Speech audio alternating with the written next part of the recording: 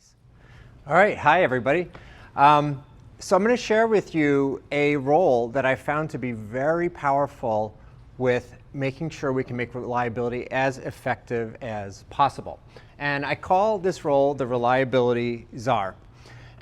And it came about because, as many of you have experienced being in reliability organizations, that the information that comes out that we work so hard to create in test and analysis and other methods or field data doesn't get to where it needs to be. And I kept seeing over and over again how a little bit of it was the natural filtration system of the way information moves within an organization. And so this role is an individual who, it's not a role like in their org chart or human resources would reference them as. They have another role in the organization. Maybe they're even a test technician. Maybe they're an engineer, design engineer, reliability engineer. They could be a project manager. But this is a role they take on for a temporary period of time, and I'll describe how the role will help. So if we start off with our base mission, which is design for reliability, and how to have it be as effective as possible, we have to consider a few things. What are some of the common challenges? Well, we tend to, with our product development programs, have a couple of factors that direct what we do throughout the program. I mean, there's times of conflict and we have to resolve them, and we look back to this original balance we created to get maximum market share. And four typical ones are time to market. Everybody knows the three most important things to a project manager: time to market, time to market, time to market, right? They drive very hard. Product cost point is obviously can be a very big deal. Product features, I mean, this is where R&D is driving new technology, which can be a very competitive factor. And then, of course, reliability is a goal. Now, in different products, even within the same company, you can have very different balances of this. If you're making a toy and it's not on the shelf by Thanksgiving, forget it. If it's after the holiday season, time to market is a very dominant factor there. And also with a toy, reliability might be pretty low, because typically kids get a toy, they're excited about it, a few months later they forget about it, it doesn't matter. If you're making the Mars rover, the balance between reliability and time to market's a little bit different. If they find an issue with the rover and say, hey, we need a few more months to figure it out, is it okay if we did that? They're like, yeah, that's fine. Just don't let this thing fail, because we have a really bad field service plan for this. Nobody's going to Mars to fix it. It's not happening. This thing cannot fail. So the balance can be very, very different, and we have to be aware of that. And so reliability, just because I'm a reliability person and you guys are, I think anybody can argue that reliability really has a very weak seat at the negotiation table mid-program. And there's one reason. The reason is the return on investment in reliability is the farthest out of any of those four items, right? If you look at time to market, and you invest in getting to market at a certain point in time, when do you find out if you did it? When you release the product. It's right there. Cost point. You figured out cost point within the program, right? You have a bill of materials cost. Long before you release, you know your cost point. So anything you invest in a cost reduction initiative, you're going to see results very soon. Product features, R&D is going to be showing that there is a prototype that works. This feature is possible early in the program. Reliability, you invest in reliability, you're at the negotiation table, there's a lot of passion and pressure, and people have goals that are very personal because maybe their job is tied to it. You start negotiating, well, look, let's do this reliability test. Let's demonstrate this confidence so that in 2 years, everything will be okay. And that doesn't hold the same kind of weight as the others do, because 6 months after release, a year after release, these are the time periods where you get the returns on the investment in reliability. So it can be really difficult for companies to play the long game really well, and they end up making short-sighted decisions, especially in our modern day world, where you have this insane pressure cycle, which strangely enough starts with you guys all in this room. The pressure cycle is the whole world measures everything quarterly now, right? Wall Street measures you quarterly for so many businesses. Well, why do they measure things quarterly and pressure the board of directors, who pressure the CEO, who pressure the project managers? because your 401ks are going to buy and sell those companies based on how well they do in quarters. So it's funny enough, we end up starting where we start that pressure cycle, because we have fund managers who manage our retirements, who want to see good performance each quarter, who pressure the board of directors, da-da-da-da. So we need to have a counterforce to help with that. And there's a lot of things we can do, but this role is a big part of it. One of the key functions here for the Czar is that they have the ability to float within the organization with regard to how they communicate. Everything is an open door to them. They can communicate with anybody. I mean, traditionally, information is going to flow from, let's say, the design team. I'm including everything associated with product development there. That would have to go up through project managers, VPs, and directors. If there's issues, it would get filtered through them and ultimately get to leadership. And they have a lot of different information coming in different directions. So it's going to be competing for attention and time. And you also can't eliminate the human element of it, right? People will filter information based on their bias or what's of interest to them. I've had very well-intentioned VPs that I've worked with say, you know what, I definitely think that is going to be a problem, what the team's pointing out. But let's just put that on the list to fix in 2.0. Right? Like really openly saying, let's just let this failure happen in the field and do the best we can to respond quickly, because we have time to market's everything. And really, without them saying, I know it's because a lot of how they're going to be measured. And I would do the same thing in their position. So the information is going to get lost. The Czar has the ability to very casually float information from maybe the front line, from technicians and engineers, or just a coffee pot conversation, and things that they feel are important, and you'll see why they're qualified to do this, to share it casually with leaders. And there's going to be a very strong, trusted relationship here, both at the front line. When I say front line, I mean right down to the technician's bench, test lab, design engineer's desk, and with leadership. So what's important here is you can see a cornerstone of this is good communication. So I've implemented and helped a lot of organizations change how reliability is integrated into their process. Well, I thought it was kind of interesting to map out how does information move around. Now, we all start off assuming that it follows an org chart, right? We're like, oh yeah, so the reliability engineer tells the reliability manager, it goes through maybe design manager, the VP, the CTO, and that's how the information flows. Well, I said, okay, let's just start with a blank sheet of paper and see what actually happens. It looked a lot more like this. This is the way I've actually mapped out in one organization how the information moved. So I found things like, okay, this engineering manager doesn't go through their VP. They communicate directly to CTO, like on a regular basis. They're like buddies.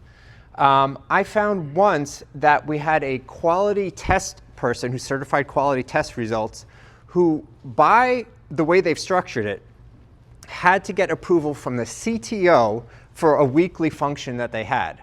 And the CTO had to take time out of their schedule every week to do this and wanted it that way, or they thought they wanted it that way. So you had skipping like 3 levels as part of their regular process. I'm not saying that's wrong. I'm just saying that's what was really happening. Information doesn't follow the chain of command, and information is then going to be very selective with how it flows. So this idea of a reliability czar, somebody who doesn't who works as an advisor, so to speak, and doesn't follow the chain of command is already happening. The thing is, we're just not really acknowledging it and ensuring it's going to function correctly. And that's where the idea came from, because I was observing in lots of different ways where you had these advisors that kind of floated around and made sure information got from A to B. But the crazy thing is, it wasn't really acknowledged, so it wasn't consistent.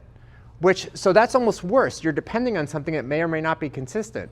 I personally have served that role informally, where I can say there was a major redirection in a project because I happened to be at the coffee pot at the right time. There was a major issue that ended up redirecting what we were doing that was within a group that was frustrated and tired of sharing. They kind of had gotten the boy who cries wolf syndrome, where they always seemed alarmed. Everybody's like, yeah, whatever. And I very literally at the coffee pot having conversation, and they shared this information. I was like, whoa, what? Holy cow. And I brought that to the executive steering meeting, and they were like, okay, no, we're responding to this. I mean, that chance meeting changed what happened. So with the idea of actually showing the representation of how communication happens, I found out I ended up creating an annotation for it. And this is the key to it. And you can see here for two individuals speaking in the 4 configurations there, A, B, C, and D, there's arrows in different places. So the notation I created was having an arrow closer to 1 is where the information is initiated, and the direction is flowing. So in this case, this engineering manager is voluntarily giving information to the CTO. So that is pushed information. So there's pushed information and pulled information. In B, the CTO is requesting information. That's pulled information. So why did I bother noting what started the information flow? It makes a huge, huge, huge difference. Here's the difference. I come home from work. I'm super excited about something. And I tell my wife. She comes in the door at the same time. And I'm like, guess what happened to work today? Da, da, da, da. I'm pushing information onto her. It's unsolicited. She didn't ask how my day was, right? How is she receiving that? She's like, oh, OK, yeah, she's trying to do whatever she's doing, getting settled in. She has things she's thinking of. Same information, but instead we're at dinner, and she's like, how was your day at work?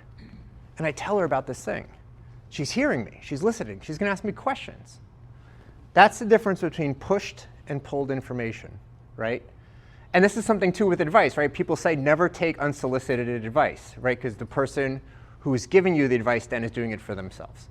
So I thought it was really important to do this. And you can see in this one here, I actually have both, because in that case, in that relationship, the CTO most often was doing both, asking and giving information, and there was not a lot of initiation on the other side. And that was fine, but I just wanted to document it. And you can see here in the annotations, I also put I started writing down what information flowed. So pretty quickly ended up with a chart where I found that what information was critical. So somebody like a reliability czar can kind of ensure that these paths always stay open and continue to flow. So information just communicated casually. In addition to the significance of pushed or pulled, it has to be packaged right? I mean, there's information that I can just communicate with you directly, verbally, quickly. I can write a white paper on something. I can make a PowerPoint presentation, or I could have a book. These are all very different. The book is the effort of taking a very large subject, compiling it, organizing it, and putting it in a format where 10 years, 20 years, 30 years, 40 years, it can be easily retrieved and viewed and absorbed. So the reliability czar has to think about this and begin to think of what types of information products should they make for the different areas where they're delivering information. If they end up feeding information regularly to, let's say, an executive staff that has very fast Friday afternoon flows of disseminating to the other leaders what's going on, maybe it's a PowerPoint slide. A single PowerPoint slide you email on Thursday afternoon. The CEO, CTO is used to seeing it. They see it. They get a glance. There's kind of a shorthand to it. And that's a really good way to do it.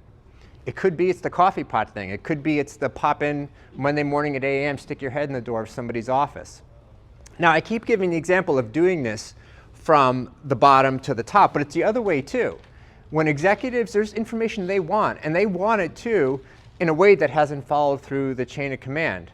I mean, think about that idea of a leader who has an advisor. I mean, how many advisors does the President of the United States have? How many advisors did a king have? I mean, there's no real leader who doesn't have formal advisor relationships. And this is that as well, and really important for them to know they're getting the information they want on request, right, solicited, and that it's not filtered, right? It's to a certain, there's a certain purity to it and conciseness. So let's take an example. I kind of gave you this overview of it. What would be an example of this? Let's say that we had a halt test, right? We were doing vibration in this halt test, and we had a PCB board, and the test engineer observed that one of the capacitors had started to lift. And they had mentioned it in a design review, and the design engineers are, OK, yeah, there's a lot going on. That's fine. Oh, just, that's fine. Yeah, we can just fix that. We'll just put hot glue on it, whatever. We'll make sure that happens in manufacturing. And it gets a little bit dismissed. So, all right. And the reliability czar, picks this up. Now, that the test engineers communicated this thing, and how well, has it been received? Well, the managers had said, well, I don't know if we really want to slow down the project for us, so it doesn't get past the VP level. Now, the Czar that was selected is somebody who knows the technology really well and knows a lot about the legacy. They kind of have a special connection to the program itself. So they don't just have an alliance with the team and the organization, but to that program and that product line. They should have a connection and ownership to it. So they should be steeped well enough in the information to know, you know what? We've seen this in legacy products, actually. You know what? This is actually 5% of the failure modes we've seen in the past revision of this product that we've had out the last 5 years. And we always kind of fix it and we say, whatever, it's a small percentage, but it's there. So now, in that context, we kind of realize we are again seeing a symptom of a chronic issue. And it's not a part of the bigger program or decide, because it wasn't big enough to really get onto this whole entire, the agenda for design changes right now. But in the context of the bigger picture for that product line, and the Czar kind of having that more informal information, was able to package it in a way where I think leadership is going to say, do you know what? Why are we just having this chronic thing that's just going to get us over and over again? And also at risk of causing a bigger issue. Those small issues done at different times can cause much bigger issues. So that's how that Czar can kind of ensure that information that might have been left to the side found a context and was packaged in a way and delivered where it was able to have the impact that it really should with how important it was. So 3 functions that are really important with the Czar. The first is distills information to essential elements. If you notice in all the examples I gave, the Czar gave very concise information, right? They weren't long rambling discussions. They weren't in the context of bigger things. Very concise, very clear, and packaged appropriately. You don't, if I handed all of you a big book today of information, none of you would read it. What was appropriate for this interaction was a 20-minute discussion, right, with a few PowerPoint slides. That was packaged correctly. I distilled the information down to something that fits this forum and delivered it in a way that is easy to digest. This is a very important function because a lot of the purpose of the Czar is to get information where it needs to go. It can't be information that's not packaged correctly. The second function is they make sure they stay in tune with leadership and what they need. Think of that advisor, right? Think of that presidential advisor again. They aren't just waiting for the president to ask them questions, right? They are also kind of staying very aware of what they believe that leader needs to know and offering it at the right times. So you have to keep in mind that a lot of this, the value is the information getting to those individuals at the right time. And they don't know they need it. They may not know that information even exists. And this goes the other way too. Leaders can also keep in mind, you know what I think that the technical team really could use to know is this, this, and this. This is what's changing in our market. This is what's changing in this program. They may be totally unaware of what's happening over here with our resources being competitively pulled for this other product line. Companies compete internally with different product lines. And that can be really helpful. And the Czar can be the person to help get that information to there. The third is that link. They have to remember that they're not a creator in this role. They're not a creator. They're not creating information. They are a link. They are making sure something gets from A to B, B to C, C to D. And like a large train network, they also have to be doing the switching to make sure it gets to the right places at the right time. So those are the 3 functions that they absolutely have to remember. So who should it be? Who do we pick for this? Well, there's a couple criteria. One is they need to be very knowledgeable in the technology, right? Because these are people who communicate with the technical teams and leadership. Now, it's people who understand technical. That's a rather large library of information, experience, history, and it's not incredibly difficult to learn the language of leadership. You can be taught that in a relatively short period of time to the degree that you need. How to communicate to them, how do these individuals and your organization leaders like to get information, that can be taught. It is very hard to go the other way. If you take somebody who's only been a director or a project manager on the business or marketing side, and try to give them this role, that it's quite a struggle to truly understand the technical language and the details of the technology. And to that degree, then, it's not going to be as good a connection on both ends. They have to be highly trusted by everybody. They have to, if a reliability czar is not, creates, let's say, conflict or turmoil with the VP and CTO, let's say they communicate with the CEO frequently, eventually that's going to erode their value to the CEO. The CEO can't be dealing with them adding conflict to the other aspects of their leadership, their direct reports. Those are people they trust. If they aren't able to work fluidly within that structure, then they're not going to have a lot of value. Other side as well. If the, let's say the front line again, the technical designers, test engineers, technicians, reliability engineers, quality engineers, if they don't trust that the czar is there to help, to get communication going forward, to get communication to the leaders in a way that represents them, they're not going to share information, right? They don't want to be exposed. So that trust on both ends is really critical and should be monitored by everybody. And they should, I mean, I think that it would be fair for people to vote one way or the other that they feel that this role is working, because somebody shouldn't have this role indefinitely. It's totally appropriate to have it be a set period of time and bring other people in and out. And this is also good because you never want there to be a sense that the role has become something that they use to their benefit. And the language. They have to make sure they can speak everybody's language. They have to be able to be a translator. This is very critical. Well, thank you very much. That's what I wanted to share on that. Are there any questions?